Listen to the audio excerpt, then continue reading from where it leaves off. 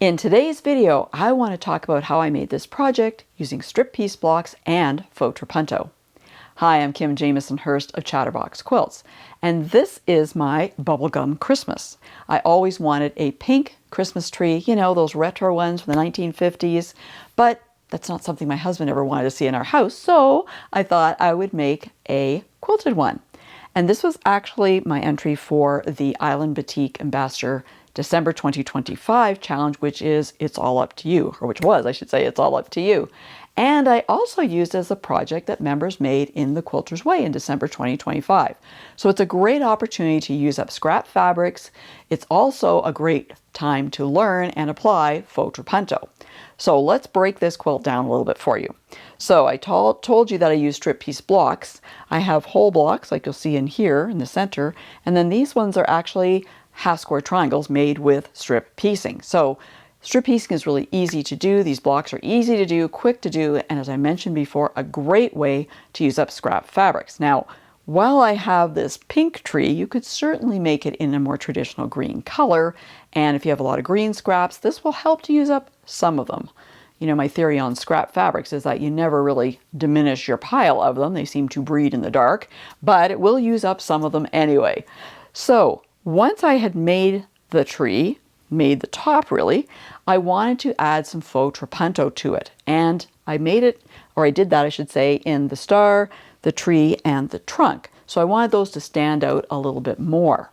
And so I added additional batting behind them, and then of course I layered the batting around the entire project and quilted it. So there's a couple of things that you need to do to be successful with Faux Trapunto.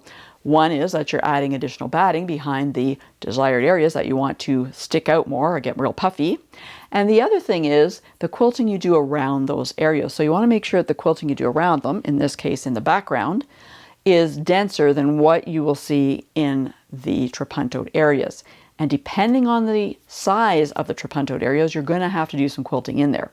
So, you know, I couldn't just leave all this tree unquilted. So I did a really large wishbone going all the way down it. So very loose, not dense at all. But then the background, I did E's and 3's, and those are much denser quilting, allowing, you know, the tree and the trunk and the star to pop out more. Now, there's always something I learn when I make a project. I want to talk to you about that. But first, I want to give a big shout out to my Patchwork Pal members. Those are quilters who are in my Patchwork Pal YouTube channel membership. They pay a very small monthly fee to support the Chatterbox Quilts YouTube channel, and they get lots of perks and some fun perks, as well as ones that are quite valuable, like getting early access to all my videos. So they see them before the public does.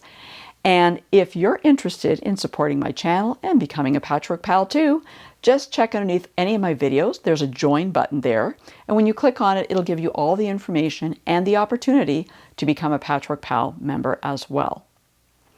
Now, what did I learn with this quilt? Well, one thing I learned when I did this, and I looked at it afterwards, I noticed that the star didn't really pop out as much as the tree, and I was trying to figure out why. And then I realized when I made this star, it's a raw edge applique, so I used fusible web to make the star. And because that fusible web is around, or behind, I should say, the entire star fabric, it prevented that batting from really, you know, pushing out as much as possible. So in the future, if I was going to use some fusible web, I would window it. So I would cut out the interior of it, leaving just a little band here, or I might just use glue to put down that fabric. That way the batting will be able to push forward through the fabric more, giving that nice puffy look that I want with Faux Trapunto. Now, I've talked about this project, I've talked about using Faux Trapunto in it, but I haven't really explained how to do that, have I? So if you're wondering how to do that, don't worry, I got you covered. Check out this video that has all the information you need. And for more helpful quilting information, be sure to go to my website at www.chatterboxquilts.com.